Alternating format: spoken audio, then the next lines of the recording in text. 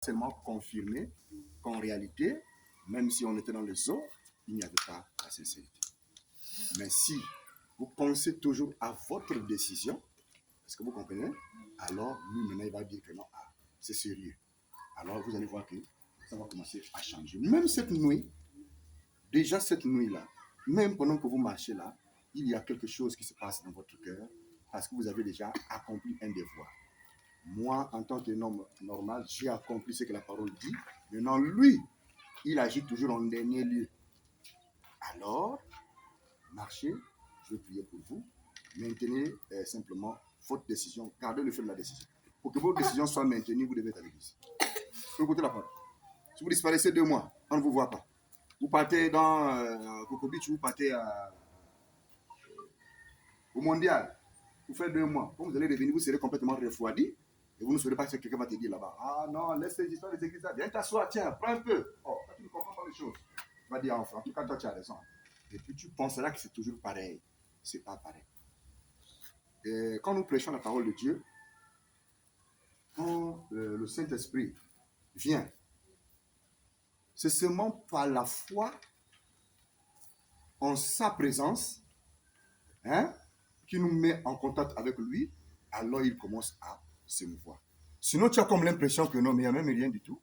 Or, entre-temps, vous êtes au milieu des gaillards, des gens costauds qui sont au milieu de vous, vous ne les voyez pas. Parce que lui-même seulement, il nous garde les yeux fermés.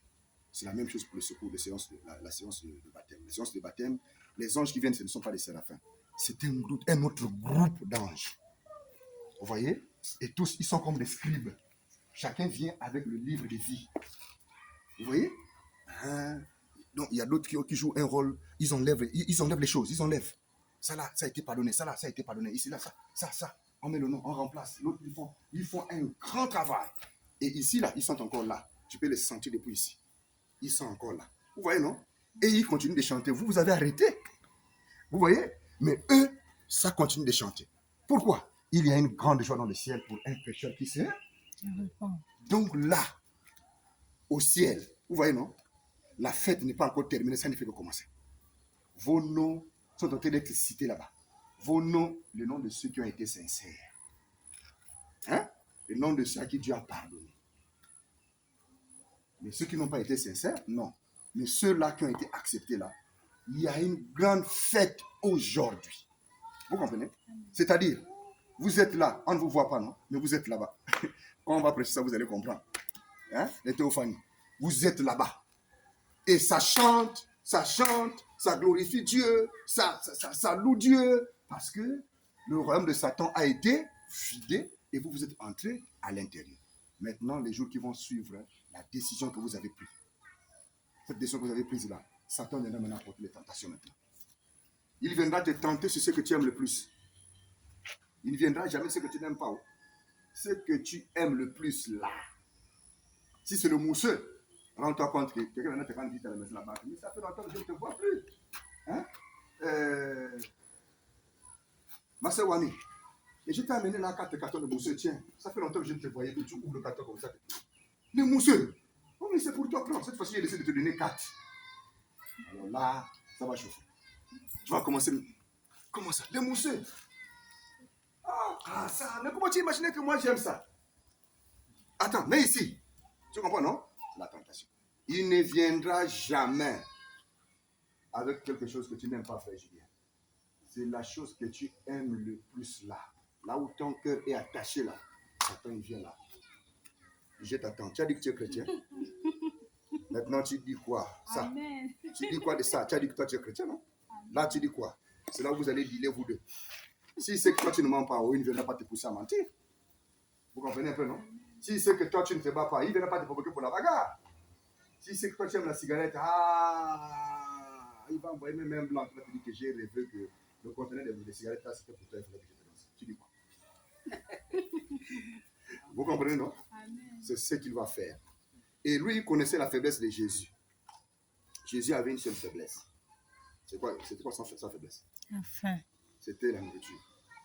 Et quand il est parti jeûner pendant 40 jours et 40 nuits, dès qu'il a terminé de jeûner, il avait maintenant faim. Il voulait manger. Alors Satan, comme il savait que lui, il aimait manger, Et il comptait le nombre de jours qu'il a fait. Il s'est dit que voici le moment.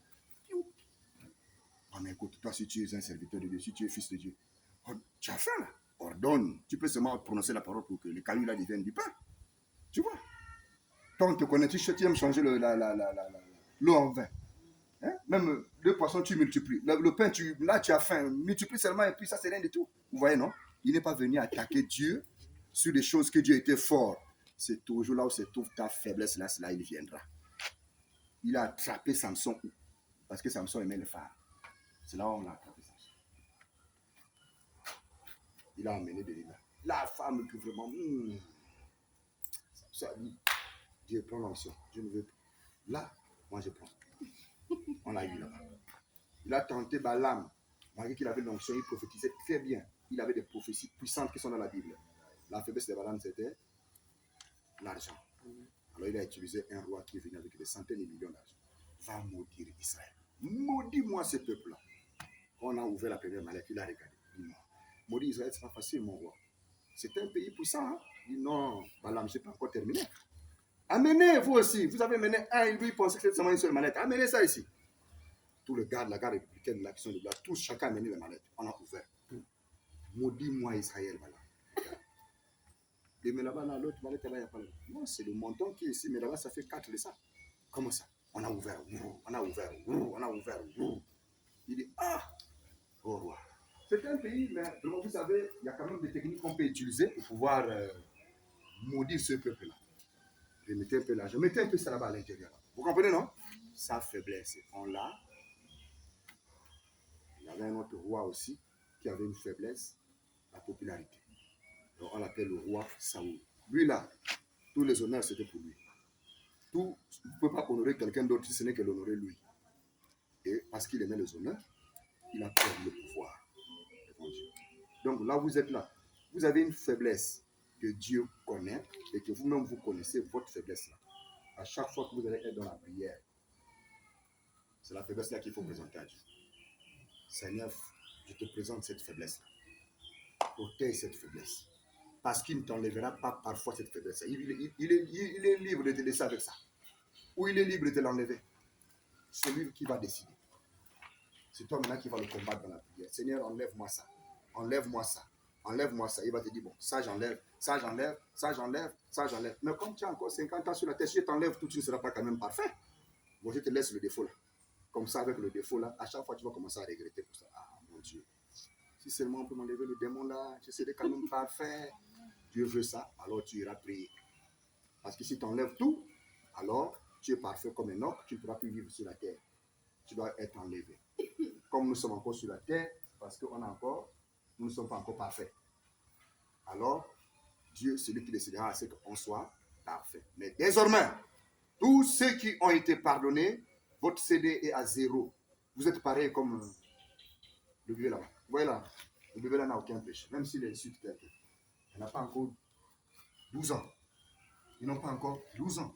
Ces enfants, ils ont 0 péché. Même s'ils sont nés dans le péché, conscients de l'iniquité, mais ce sont des anges. Ils n'ont aucun péché sur eux. Vous comprenez? Elle a quel âge là-bas? 5 ans. Elle n'a aucun péché. Rien n'est considéré. Si elle part aujourd'hui, elle rentre au ciel. Si cela part aujourd'hui, il rentre au ciel.